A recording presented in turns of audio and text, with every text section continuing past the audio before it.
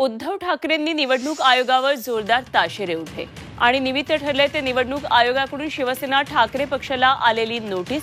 निवडणूक आयोगाने ठाकरे पक्षाच्या नवीन प्रचार गीतावर आक्षेप घेतलाय। या गाण्यातील जय भवानी शब्द काढा अशी नोटीस निवडणूक आयोगाने पाठवली आहे आणि यावर उद्धव ठाकरेंनी जोरदार आक्षेप नोंदवला। वानगी दाखल त्यांनी मोदी शहांच्या भाषणातील 2 व्हिडिओ देखील दाखवले आणि या व्हिडिओमध्ये पंतप्रधान मोदी बजरंगबलीचा तर अमित शहा राम मंदिराचा उल्लेख करताना दिसतात।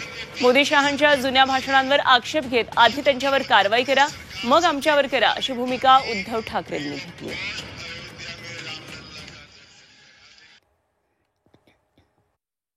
जी आमची घोषणा आहे जय भवानी जय शिवाजी, या घोषणेला सुद्धा तुम्ही जय भवानी हा शब्द काढायला लावताय, उद्या तुम्ही जय शिवाजी हा शब्द काढायला लावाल तर ही अशी हुकुमशाही पद्धत आम्ही काही स्वीकारणार नाही। आम्ही याच्याबद्दल लढाई लढतो आहोत, लढणार आहोत आणि कोणत्याही परिस्थितीत जय अमृत नोनी गॅस्ट्रिन, अपचन, ऍसिडिटी, गॅस्ट्रबल यापैकी तुम्हाला कुठलाही गॅस्ट्रिक प्रॉब्लेम झाला, उपाय एकच, अमृत नोनी गॅस्ट्रिन।